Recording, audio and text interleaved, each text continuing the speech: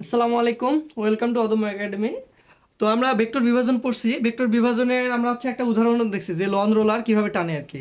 তো আমরা আজকে আরেকটা উদাহরণ দেখবো যে সেটা হচ্ছে নৌকার গুণটানা। নৌকার গুণটানায় ভেক্টর বিভাজনকে কেমনে ব্যবহার করব। তো এই উদাহরণগুলোর মাধ্যমে তোমাদের এই ভেক্টর বিভাজনের যে বেসিক এটা ক্লিয়ার হবে এবং বিষয়টাকে ভিজুয়ালাইজ করতে পারবা। তো আমরা যখন নৌকার গুণ টানি, নৌকার গুণ টানা মেইনলি কি যে বিষয়টা সেটা হচ্ছে যে এখন তো হচ্ছে নৌকার ক্ষেত্রে যে বিষয়টা ব্যবহৃত হয় সেটা হচ্ছে কি দুই পারে কি দড়ি টানা হয় আর হাত দিয়ে টেনে টেনে নিয়ে যাওয়া হয়। কিন্তু আগে আগে মানে কয়েকদিন আগেও যদি দেখো আর কি বিষয়টা এরকম ছিল যে নদীর যে পার, নদীর পার থেকে মনে করো যে তোমার কোনো একজন বন্ধু, তুমি এখানে বসে আছো, তোমার কোনো একজন বন্ধু এই জায়গা থেকে একটা দড়ি টানছে, এই যে এই পয়েন্টে একটা দড়ি টানছে, দড়ি বাঁধছে, বেঁধে এই এই এই জায়গায় দাঁড়িয়ে এই দড়ি বরাবর একটা বলে টেনে নিয়ে যাচ্ছে, ঠিক আছে, এই বরাবর আনুভূমিক বরাবর টেনে নিয়ে যাচ্ছে। তো এই বিষয়টা ভেক্টর বিভাজনের এই নৌকার গুণটানার মেইন বিষয় যেটা এটাই, যে হচ্ছে এই পার থেকে কোনো একজন এই বিন্দুতে দড়ি লাগিয়ে টেনে নিয়ে যাবে, ঠিক আছে। তো যখন এই দড়ি বরাবর টানতেছে তখন এই বলটা কি, এই যে বলে টানতেছে সেটাকে আমরা নাম দিলাম এফ বল, ঠিক আছে। এই এফ বলটা এই বিন্দুতে কয় ভাগে ভাগ হয়ে যাচ্ছে, দুই ভাগে ভাগ হয়ে যাচ্ছে। একটা হচ্ছে আনুভূমিক বরাবর আর একটা কি উলম্ব বরাবর।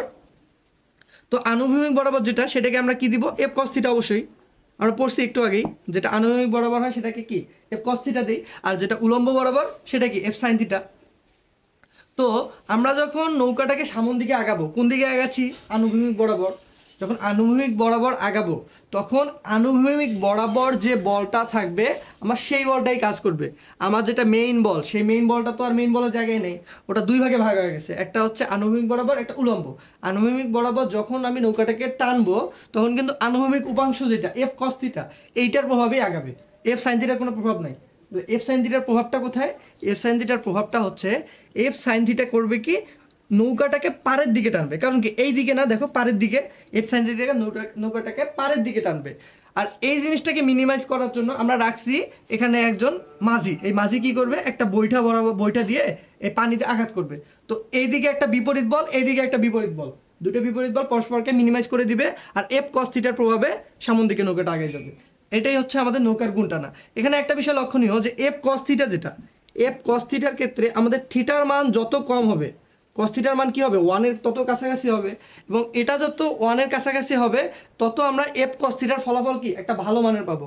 তার মানে এই থিটার মান তুমি যত কম করবা, অর্থাৎ নৌকাটাকে যত পারের কাছাকাছি নিয়ে টানবা তুমি তত ভালো আউটপুট পাবা। আবার যদি নৌকাটাকে মানে পাড়ের কাছাকাছি না নিয়ে একটু দূরে নাও তাহলে অত ভালো আউটপুট পাবে না। আর এই গুণটা মানে এখানে যে মাঝিটাকে রাখছে সেই মাঝির যে বইটা চালানো, এই বইটা চালানোর উপরও আমাদের নৌকার গুণটানাটা নির্ভর করবে। তো এখানে আমরা একটা ভেক্টর বিভাজনে অনেক উৎকৃষ্ট মানে খুবই একটা ভালো উদাহরণ দেখছি। এটার মাধ্যমে তোমরা আশা করি বিষয়টা বুঝতে পারছো ভেক্টর বিভাজনটা অনেক ভালোভাবে। তো আমাদের ভেক্টর বিভাজন পড়লাম, তারপর ভেক্টর বিভাজনের দুইটা উদাহরণ পড়লাম। তো বিষয়টা হচ্ছে যে এরপরে যে লেকচার হবে আর কি, সেই লেকচারটা আমরা ভেক্টর গুণফলের উপর করবো। ভেক্টর গুণফলে এরকম কিছু বিষয়, কিছু উদাহরণ আর টপিকটাকে মোটামুটি বেসিক সহ বোঝার চেষ্টা করব। তো তোমরা ততক্ষণ পর্যন্ত ভালো থাকো, সুস্থ থাকো।